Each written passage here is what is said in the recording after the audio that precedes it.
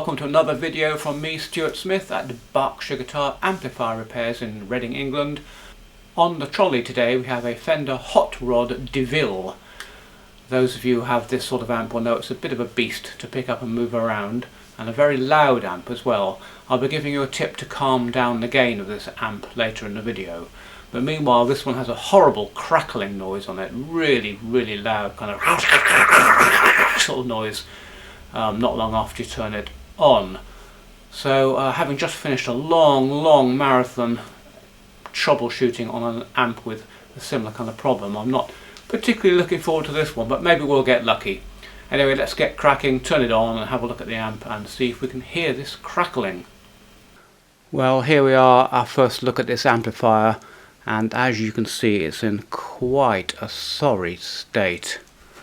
The customer says he's kept it in his bedroom, but this amp at some point in its life has been stored in a garage or something. Just look at the rust along here.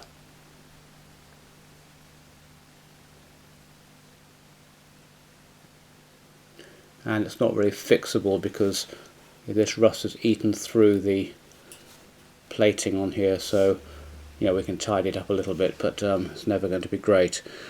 Okay, so the problem on this amp is when you turn it on, it makes a crackling sound. Well, I've got the power on. Let's take it out of standby and see what it does. Whoa. Okay, well that's enough of that. That's absolutely terrible noise. So let's take the back off of this and see what the state of it is inside.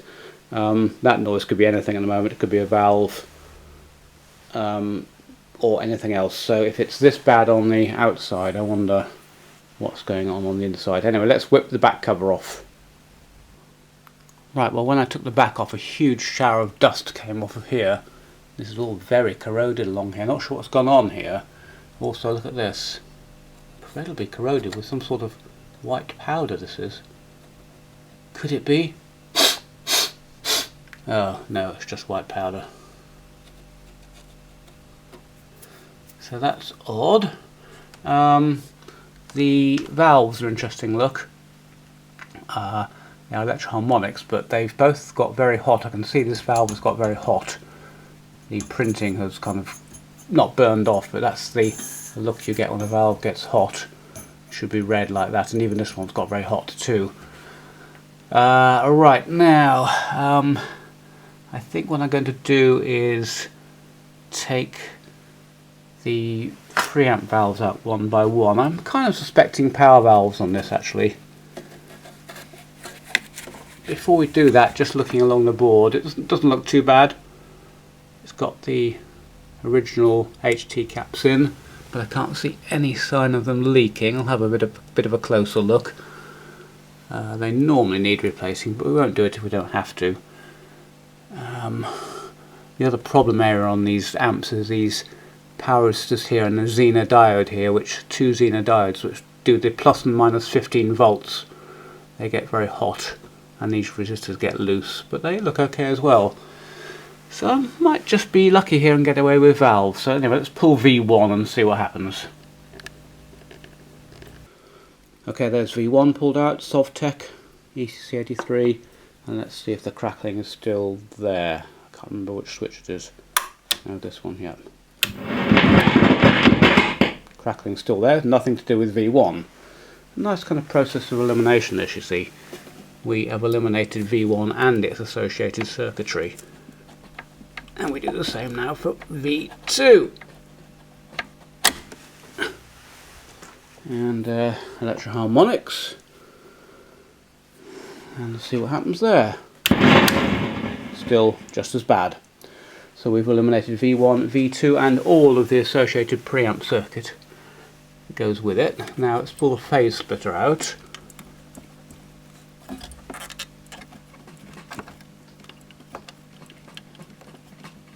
It doesn't want to come. There we go. Another electro-harmonics. And let's try again. Okay. Nice and clean as a whistle. So, it's not power valves, otherwise that would be kicking off with all that racket. Well, the obvious thing to do is put another valve in position of V3, the phase splitter. Got a gut feeling that won't do anything, but let's do that and see what happens. I'll go and grab a new valve. Okay, I've put a new JJ in V3 position. What's going to happen? Still there. Interesting.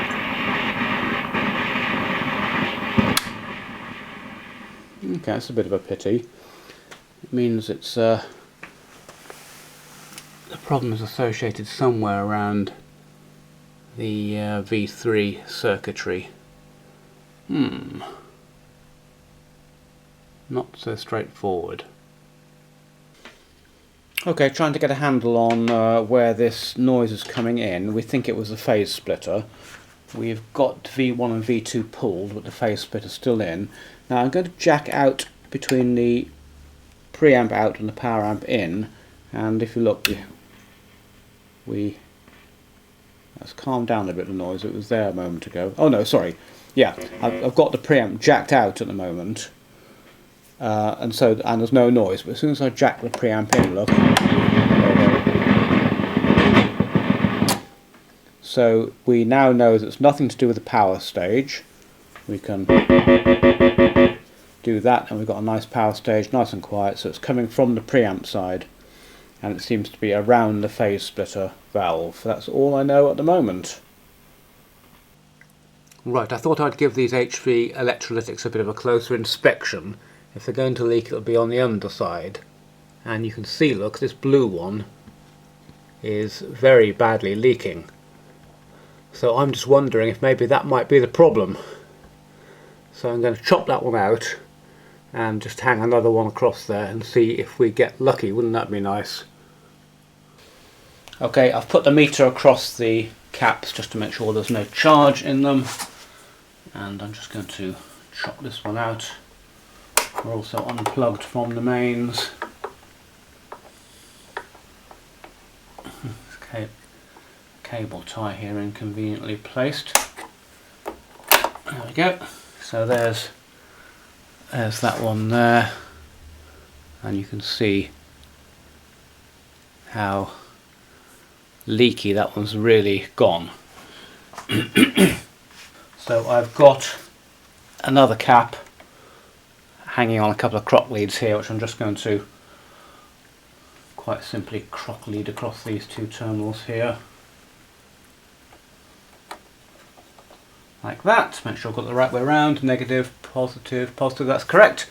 So now we can plug in and see if we get lucky with this one. It'd be nice if we did. Okay, plugged in, out of standby, power on.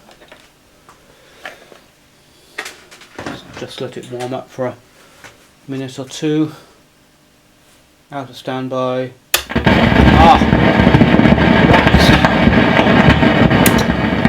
Damn, what a shame. I was really hoping that might do it. That's so bad, that capacitor. That might be what was wrong, but no. Okay. Okay, I've replaced that capacitor. It needed replacing anyway, and so that's that done. But that wasn't the fault. So it's a question now of what I try next. I think what I'm going to do is try short circuiting pins 1 and 6, 1 to ground and 6 to ground of the phase inverter, to see if the crackling is coming from one side or the other side or both. So let's set that up now. Right, I've mentioned this trick before on another video.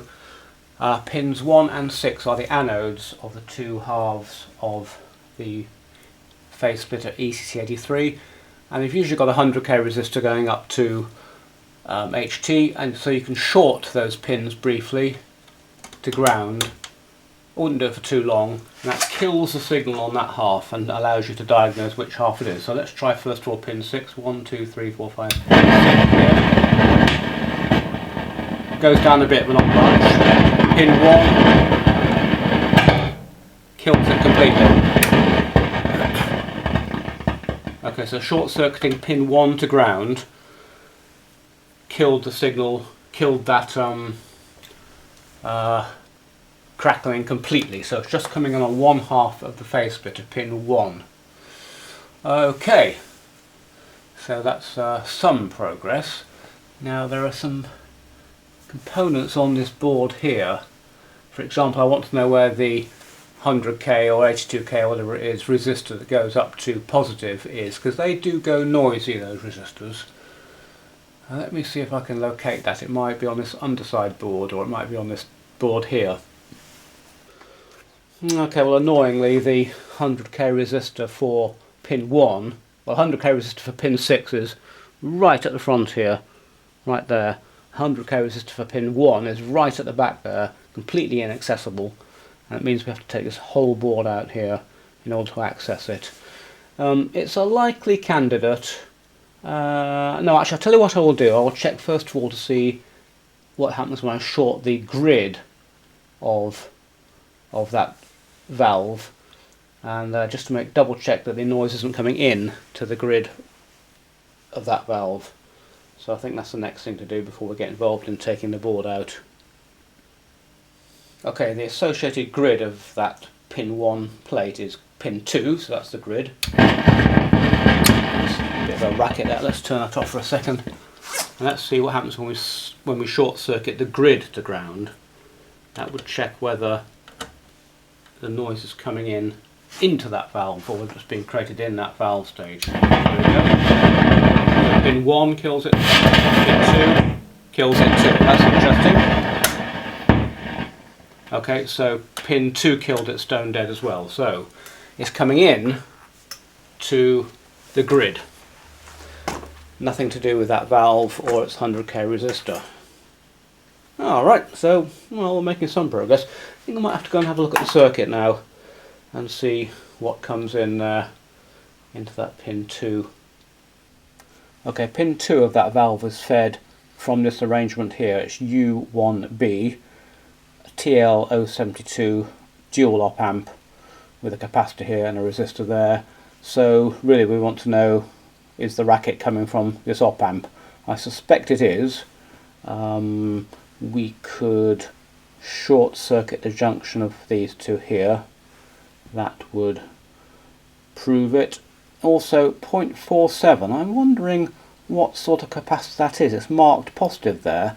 If that's a tantalum capacitor, I would strongly suspect that they are very prone to failing. So let's see if we can locate C20, R51 and and this U1B.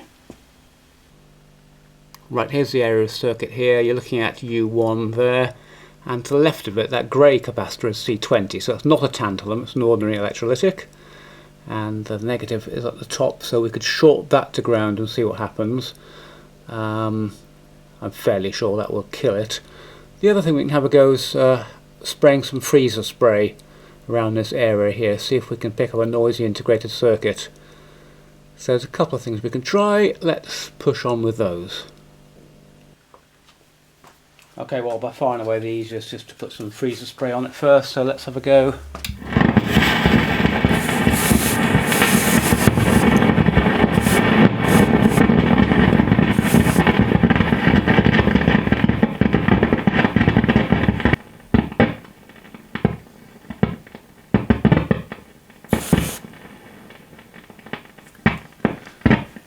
Okay, has that cured it or not? Not convinced. That's calmed it down quite a lot. Certainly might be. Let's warm up this integrated circuit with my finger. They do go noisy, these integrated circuits. There's no high voltage around this area. Well, nothing I'm putting my finger on, so I'm just warming that up. That has calmed down though, so we might be in the right area here. Could be noisy resistor or noisy capacitor. Quite hard to pin these sort of faults down actually. Question of finding the components. So I've warmed that up quite a bit.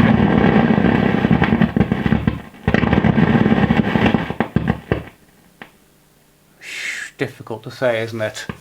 The other thing we can do now is to get a heat gun on there and heat it all up again. Let's heat this up.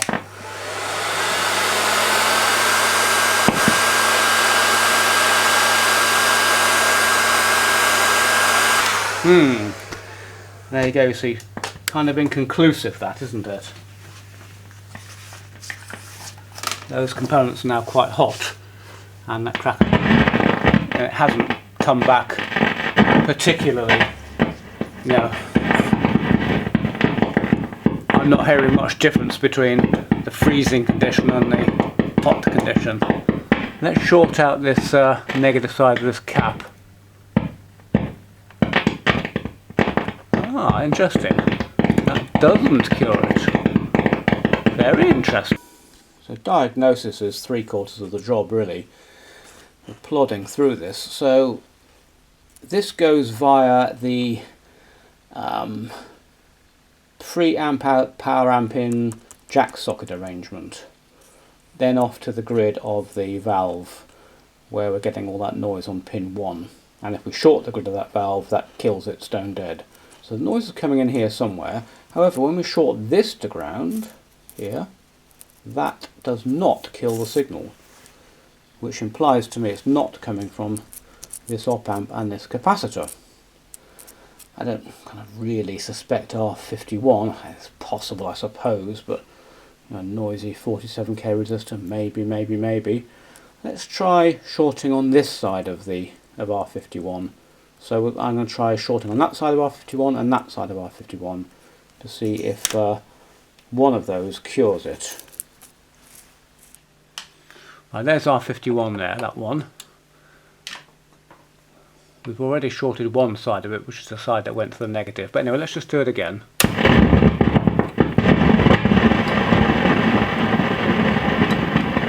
Okay. It's a bit intermittent now, the noise, which is a bit of a shame. It's nice when it's continuous. But I didn't get anything there shorting those out when that noise was happening. Let's just clip it on there, see if we hear a crackle. There we go. So it's not there, and it's not there either. Okay. Just wait for a little burst of noise, just to really prove that. Okay, so that's not helping, but when I short the grid, pin 2, here, bam, absolutely kills it stone dead. So something in between, shut up, God, what a racket. Right, something in between that side of R51 and the grid. Now I thought that the only thing in the circuit there was this power amp in, power amp out. I thought we'd kind of eliminated that. Could it be a dirty contact? Doesn't sound like a dirty contact, that to me. Just so you can see I'm working a jack plug in and out here. Actually, that's quietened down. Surely it's not just a dirty contact here, is it?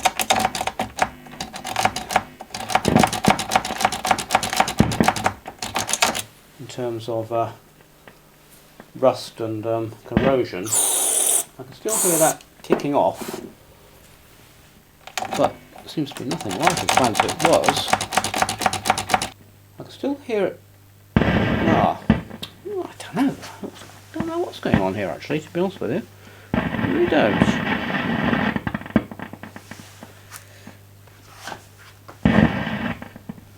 Still getting that burst of noise, look. So plugging that jack in definitely kills it. That interrupts the output of this op amp, which goes off to the grid of the phase inverter valve.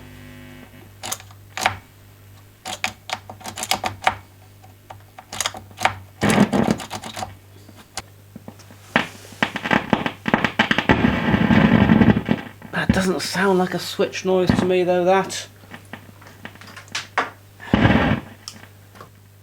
I'm going to have another look at the schematic just to make absolutely sure that what's going on here is what I think is going on. Honestly, it comes to something I forgot to actually look at the schematic. Losing my touch. Okay, we've got ourselves a bit of a problem here. I'm afraid it's not going to be an easy fix. So let me show you where I've got to on the schematic here, or part of the schematic. A bit difficult to follow, but anyway, this goes off to the phase splitter valve that we're interested in. So we have the noise here. If I short circuit this line here to ground, the noise goes away. Okay, this goes up to this very complicated, this is one jack socket, power amplifier in jack socket here, and it's got two switches on it. But anyway, I got myself confused with this area over here. That's nothing to do with it when I was doing that freezing. So anyway, look, the signal comes up here. It goes to the normally closed contact of this jack and off up here, and basically this is the rest of the amplifier. This is the preamplifier here. So you can see when you open this jack, it disconnects this preamplifier line here and allows you to jack straight in to the power amp section.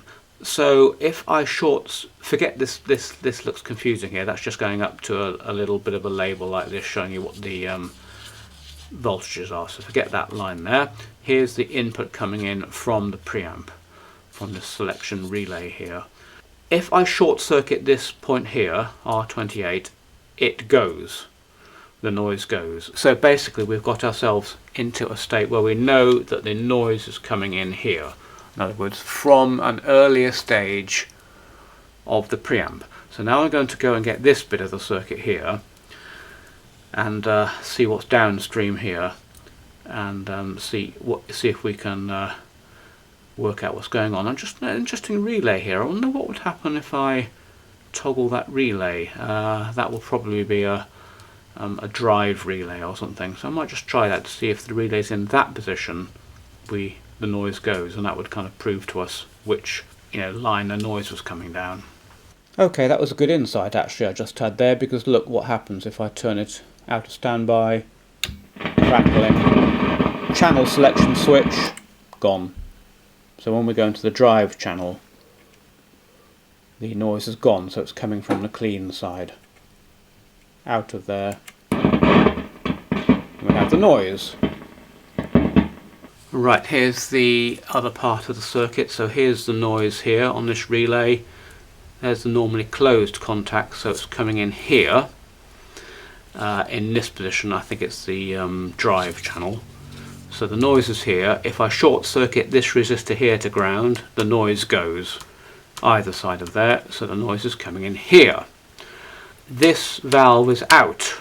There's no valve in that position. So I think we're left with well, that capacitor or that resistor. That's about all that's in the circuit. Bit strange. Let's see if we can find these two components, and maybe I might try some freezer on them. Okay, if I short out this 100k resistor here, this plate resistor, the V2, the noise goes. So my money now is on this resistor being noisy. They do go though with those resistors, no doubt about that. I've had noisy resistors. I was just somewhat surprised that it was noisy without the valve in, but why not? It's got voltage across it, I guess. So I think we're looking at changing that resistor, and let me just show you on the actual board. So it's behind here, of course. So there's C2 and there's R16, which is the plate resistor. So if I put a crop clip from there to there, the noise goes completely. Now it's not easy to take the boards out on these. It's not a major problem, but all the controls have to come off. All of these screws have to come out, and you have to kind of push the board down quite hard to allow it to swing clear of this lip here to get the controls out. I've done it a few times before. So let's do that, swap out that resistor and hope that we get lucky. I suppose it still could possibly be C2 because we're effectively shorting the noise from that up to HT, but my gut feeling says it's that resistor there. Actually, I wonder if I could do that from the top. I might try a quick top side repair there and see if that fixes it. Let's have a go at that. Actually, I've had a thought even before I do that. I'm going to just try a bit of freezer spray on there, see if that calms it down. So let's have a go.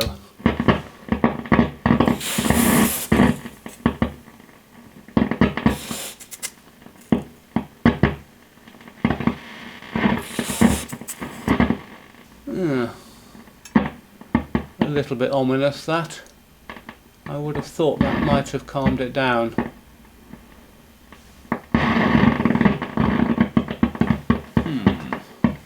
Alright, well, won't take long to do a topside repair on that.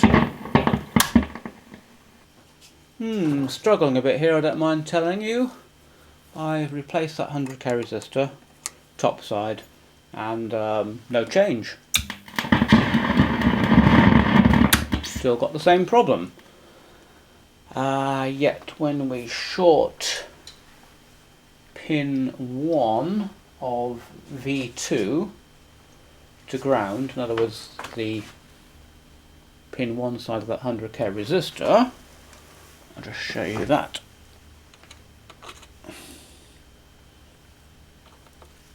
Short that to ground. Boom.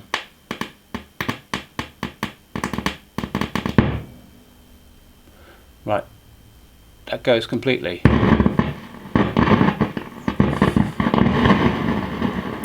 Now that kind of doesn't make any sense to me. Now the valve's not in, by the way, so it just goes via this ribbon cable here down to the valve. Could it be the valve base? There's nothing obvious there. There's no obvious, very clean on the valve pins here, there's no obvious tracking or arcing. So here's the situation. Here's V2, which is not in other words it's been removed from the valve base, so it just leaves this 100k resistor going up to HT here. If I short circuit that resistor, the noise goes. If I take that point there to ground, the noise goes. And if I take this point to ground, the noise goes. I'm a bit of a loss here, I don't mind telling you. I don't think it's C2. If that was producing noise, taking that just up to HT, for example, the noise would still come out this side of the capacitor. That doesn't feel right. I guess if the noise is here,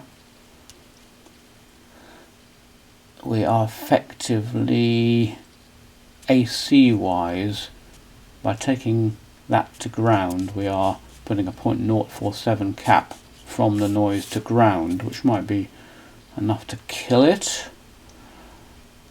Not a very big cap, that.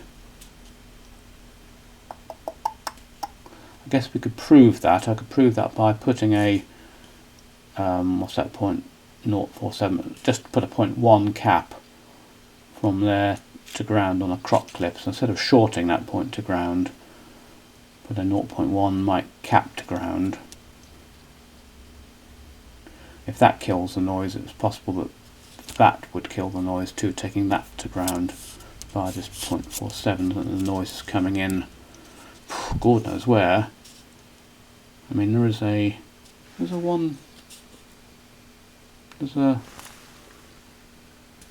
I think that might be 1 meg, not sure.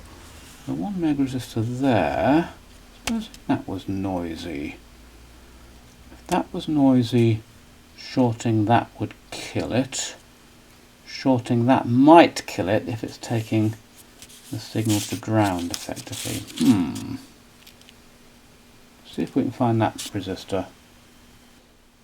Slow progress. So if I take that point there to ground, the noise goes. If I take that point there to ground via a 0.1 capacitor, the noise, as I would expect, is still there, but it's much bassier. So all that goes, you get this boom, boom, boom, boom, boom, boom, boom, boom noise. That's because all the high frequencies are being grounded effectively. So that proves to me that it's not this capacitor and it's not this resistor, because when we took that to ground, the AC would have gone through that capacitor to ground, but we would have still heard that low frequency noise. In fact, it would have been even worse, because that's a 0.047 and I put a 0.01 to ground. So it's neither that or that. Pretty sure about that. Right, so the noise is here. We have this 1 meg resistor. I put a bit of freezer spray on that and it didn't have any effect at all.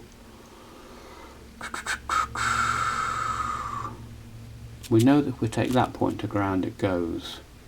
So if I short out this resistor here, just put a crop clip across it, the noise doesn't go, so the noise isn't being generated here. If I this goes to ground, by the way, it doesn't show very well on here, but it's just grounded here. If I remove this resistor, I've just lifted one end of it, the noise doesn't go, so the noise isn't being generated in that resistor. Now look, so I'm thinking all this relay, but here's a funny thing, look. This relay, this is the normally closed contacts here, so in the non-drive mode, the signal comes through here, through these contacts and goes off to the power amplifier. When you want extra gain and put it into the drive mode, this relay clicks over to here and this relay clicks over to here. What does that do? Well, it takes this signal here through this resistor, through an extra gain stage, which is kind of what we'd expect, out of the extra gain stage, through a master volume control, and now this contacts are over here, out off to the power amplifiers. This is just giving you extra drive. But if there was noise here, which we know there is, when we switch to the drive side, the noise disappears, but you would think that would actually increase because the noise is here. Now it's being amplified even.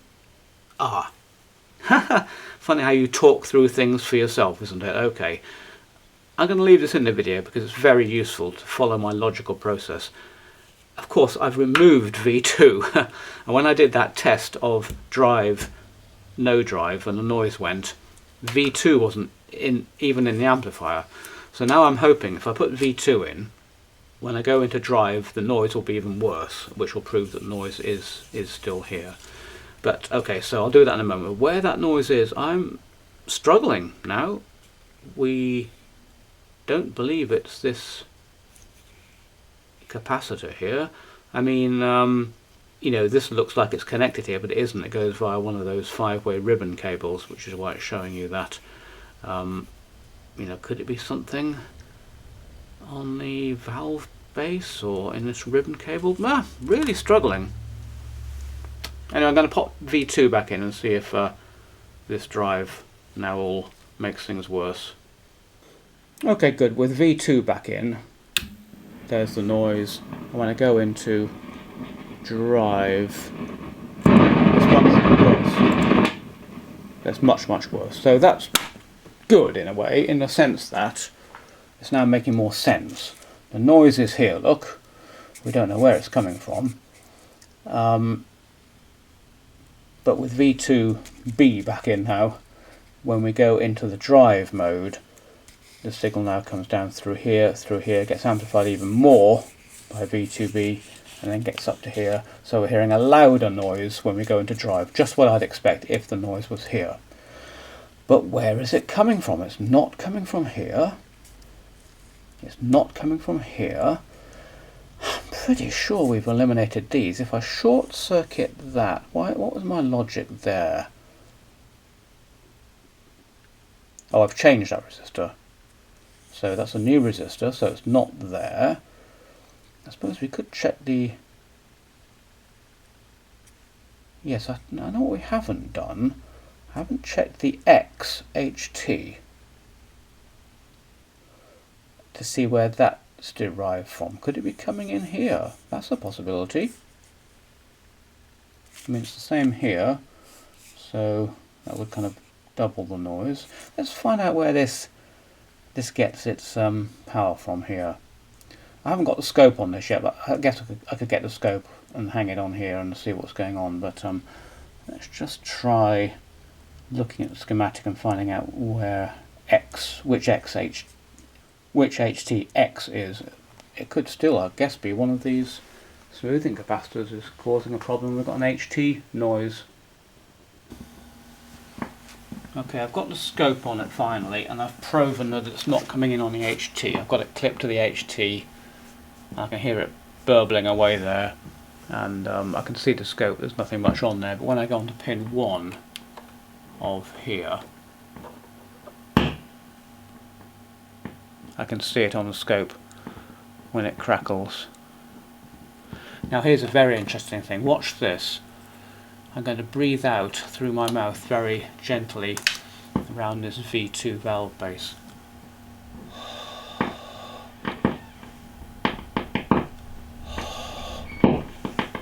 Hear that? Increase in popping and cracking.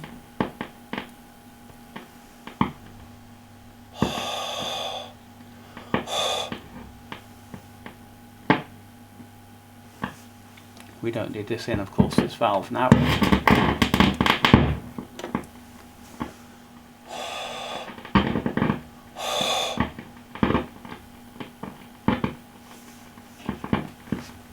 No idea what that means. I mean, the valve base looks all pristine around there. It's all a brand new printed circuit board. Is there some sort of leakage across the board somehow? I don't know, this is strange. Oh! Aha! Aha! Hooray! I think we've got a breakthrough! At last! In about 3 hours on this, you saw what I did there. I just cleaned the board with this, but also I tapped it. It's highly sensitive. So I'm going to go over the joints on that valve base. They look perfect, otherwise of course I would have done them before. They look pristine. I'm going to do the joints on this valve base here and see if we get lucky there. By the way, I removed this capacitor here. The X voltage was the very last stage in the HT, so I thought, okay, well, that's good, it's the last stage, maybe it's the capacitor, and I removed that capacitor,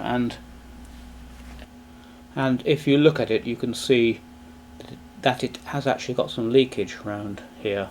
So I thought, aha, that's it, but I changed it by hanging another one across there and it had no effect whatsoever.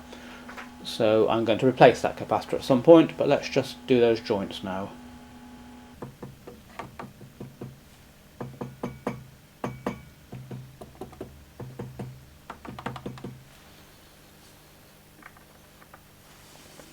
Okay, that was interesting. I just did all the joints on there, they all look pristine, and as I was going around I wasn't particularly hopeful. But I just turned it on, you probably heard all that noise, and then it made a very loud pop. And now there's no... Ah, okay. Where is this? Whoa!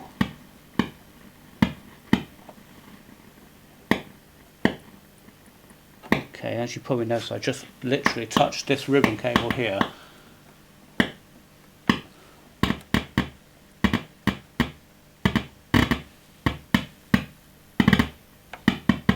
Where are you, you little devil?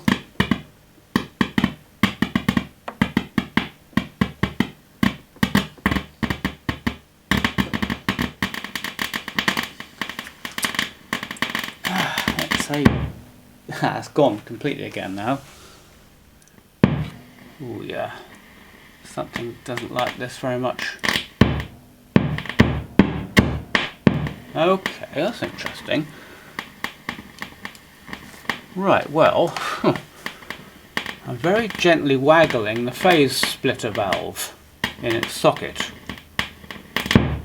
and that I'm putting no pressure on that whatsoever. It doesn't like that at all. Any dry joints on there? Yeah, it looks okay. Okay, well I think I'm just going to go through the phase splitter valve joints. That's my most positive lead so far. The tiniest touch on that phase splitter valve caused Pause it to come and go. I'm just checking the HT has been drained away. Yes, it has. Right, well, let's go over those joints. So they look absolutely perfect. Otherwise, I would have, you know, been in there earlier. Well, I've been quite a long time on this again.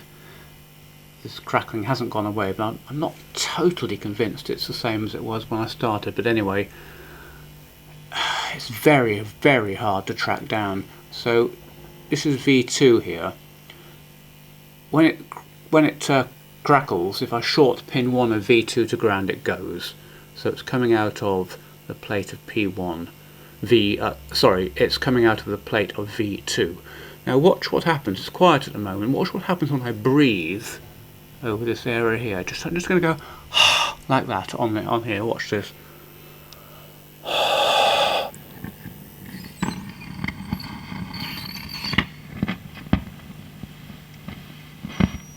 Can you hear that? Yeah, it settles down again. So it's something around here.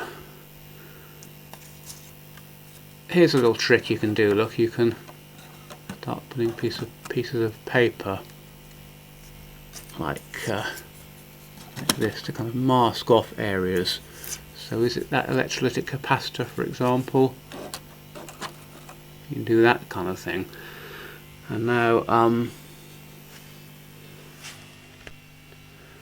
just going to use this piece of heat shrink as a straw, and I can blow onto this side of it and then on this side of it. So let's try.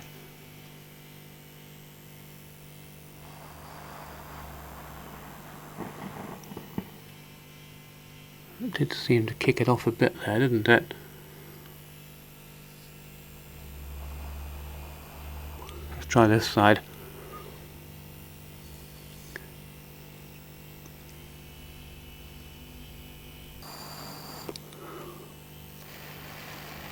And as always with these things, nothing's conclusive, you see. I suppose it could possibly be the connector here. Let's just try.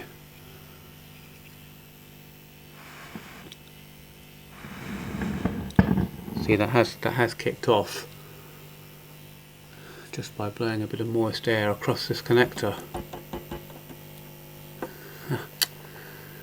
This is terribly frustrating. See, that does make it kick off. Whereas if I put this here,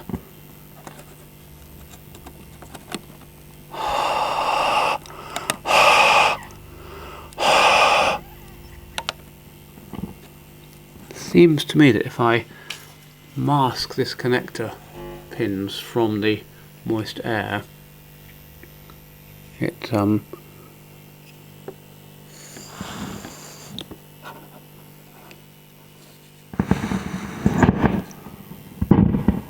I mean, that's quite dramatic, isn't it? Hey ho. Okay, I've put a bit of tape on here protecting this connector from, hopefully, from my breath. So watch what happens.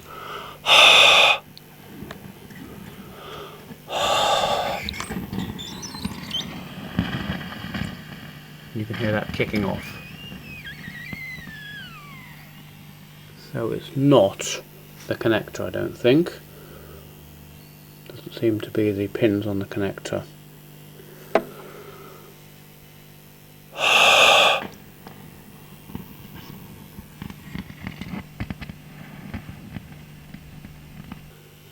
Of course, the trouble with the breath thing is it's not terribly accurate. If you're breathing out, you know, kind of like that, it goes everywhere. But this is an interesting look. If I put the straw in here,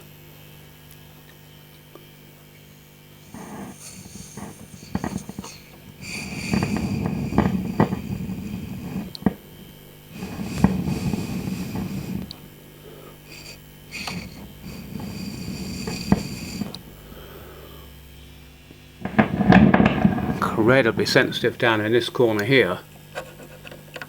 Look, the slightest blow of the straw in there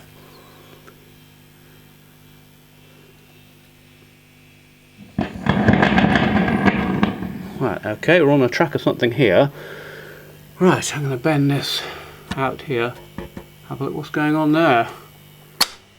Eee, this is a pig, isn't it? One of the hardest amps I've had in all year. Okay, I've done all the joints on that socket there, and some of them were a bit iffy, I have to tell you. I also did the joints on this ribbon cable here. Be a bit careful with these. They don't like being bent around very much. So it's quiet at the moment actually, which is interesting. Let's try a bit of breath. No, that hasn't fixed it. Ugh. Okay, looks like we might have a fix. What I did was to spray some solvent cleaner all over that base and those pins and clean it off with my my trusty toothbrush. And oh, yeah, I mean it's quite sensitive around there, but that's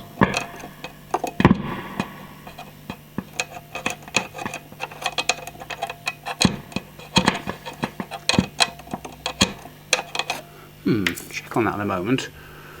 Anyway, breathing on air now has no effect whatsoever, so I think we've cured that. I think it's making all that racket because obviously I'm, you know, short-circuiting various pins with bristles and things, you know. Lots of high voltages around there, of course, so I'm not overly worried about that. It's not sensitive to being banged, so it's not a problem in that sense. So I think, would you believe, I think we've cured it. Now, wasn't that interesting? Was there some sort of residue on there or something? I think I'll just clean up these as well whilst I'm at it. Some sort of residue on there which is slightly hygroscopic, so that when I breathed on it, it just conducted that little bit more. Don't know, but cleaning that up has definitely sorted that. So I think that's job done. I've put A12AY7 in V1 position. I've pulled it out at the moment. Just to tame the gain on this amp. If you put a 12AY7 in the V1, it drops the gain by, I can't remember exactly, but about 50% or so. And if you have one of these amps, you'll know you can't get the volume off one without it blasting the windows out. So we'll pop this one back in, make sure it's all still working, guitar wise, and hopefully we'll be able to wrap this amp up today. Done the bias, that's all okay, look, 35 milliamps, that's all okay, so yeah, let's see if we can get it going. Yeah, that seems to be behaving itself and nice and quiet.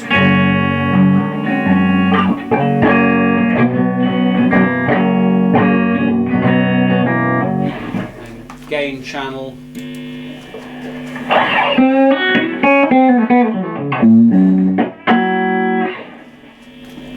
That's okay.